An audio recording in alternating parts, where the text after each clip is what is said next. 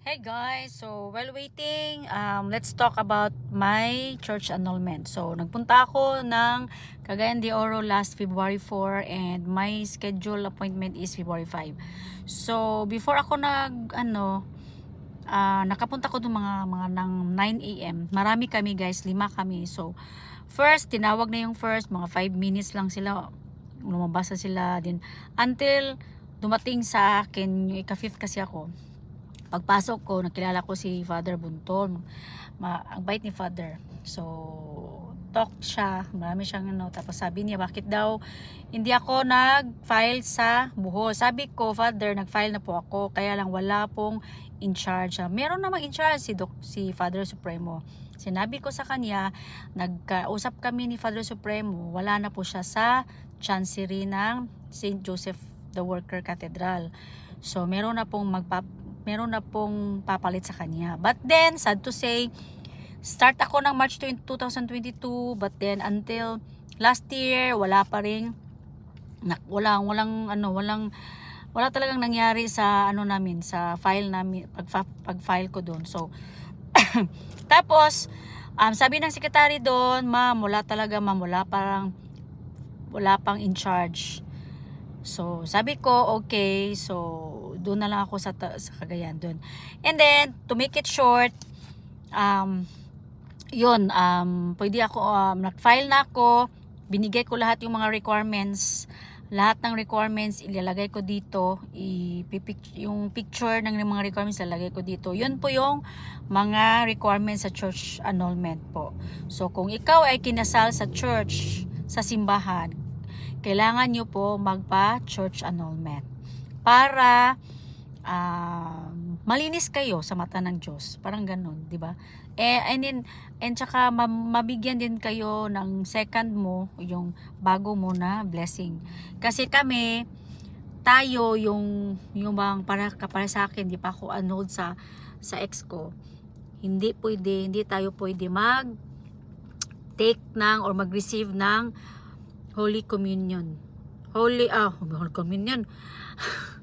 Yung bang yung mo sa homily, yung taon yun alam ko na, yung body of Christ, di ba? Body of Christ. Amen. Tapos yung kainin mo, hindi bawal yan po sa atin. Para kasi alam natin na itong sitwasyon ko to is a mortal sin. So, lahat ng mga Katoliko diyan, it's a mortal sin. So, wala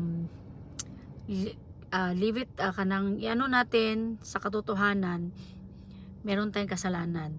So nung nangumpisal kami kay Father sa pari doon dito sa Tagbilaran, as in gabi iyak ko kasi nga sabi niya masusunog daw yung kaluluwa namin kasi nga yung ginawa namin is prohibited kasi ganon. So yun na.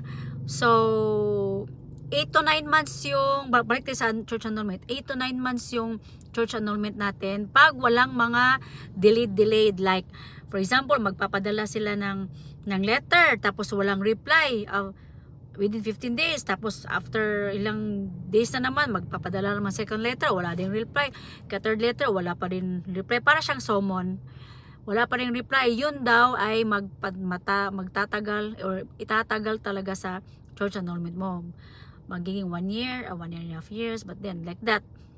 So pag walang problema, lahat ay nagko-cooperate, nagpa-participate, lahat ng witnesses mo, smooth lang yung church annulment natin.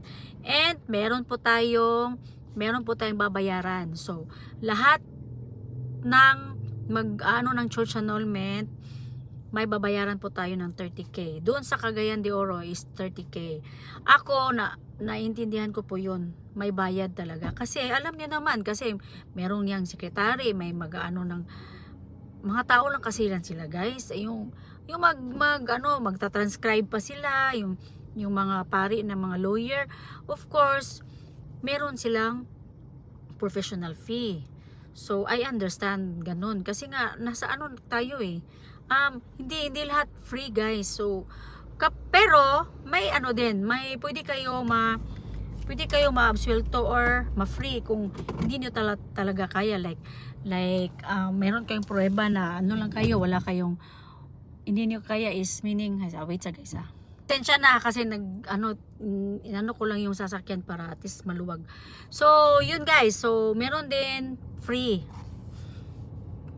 Free yung church annulment mo kapag mapatunayan na wala kang maibabayad, yung indigent ka, yung wala ka talagang trabaho, yung parang mga low, para basta walang trabaho, di makaya yung 30K. Tatawagan nila mga witnesses, 3 witnesses sa akin kasi ako yung petitioner, then yung sa respondent sa ex ko is 3 din yung witnesses. So kada witness magpapaschedule si Father, hindi lahat mag isa-isang sa isang court. Maghihiring yan isa-isa lang. Like for example, ako una. So ako pupunta ng Cagayan de Oro, tapos schedule ako nito, mag-question sila, may tatanong sila sa akin. Sunod na naman, sunod witness, ganun. So I just hope and pray na sana smooth lang yun. Siguro na umiyak lang talaga ako kasi nga na ibabalik mo talaga yung past. Sabi ni Father, ganyan talaga yan, normal talaga yan, and wala tayong magagawa. Kailangan mo talaga ibalik yung past na nangyari sa marriage life mo. So ganon yung ginawa ko, umiyak ako. And basta sinabi ko ni Father is gusto ko talagang ma-annulled ako sa church, Father, kasi gusto ko ma-bless kami and free na kami, and yun, ang daming mga reason guys, kasi parang at least maano tayo sa mortal sin din, kasi nga gusto naman natin, sino naman dito ayaw gusto ng pumuntang heaven, di ba? Or di ba? Ganun. So, yun guys, wait cut ko muna. Papasalamat ako kasi nakompleto ko kahapon. And thank you Mayong. Thank you sa best friend ko si Mayang, kasi siya yung nag-encode. Kasi pina-encode ni Father lahat yung answers. So, yun lang. Tapos, yun, yung 30K, di yun babayad ka diretso. Yung parang mamaya na yun. Basta on the process, and open lang daw kami. So, open time means walang exact time kung kailan magsa-start, kung kailan yung ma-end. Basta be patient. So sabi ni Melody, patience is a virtue. It's correct, di ba? Patience is a virtue. So hintayin lang natin guys. So and hopefully Lord, sana Lord, okay na kami din. Doon na lang din yung puproblemahin na lang din namin yung civil annulment. Yun na lang. Pera sa as of now parang malaki pa yun, pero alam kong in God's time dadating tayo dyan. So hinay-hinay lang muna tayo. So yun guys, yun lang yung ko sa inyo.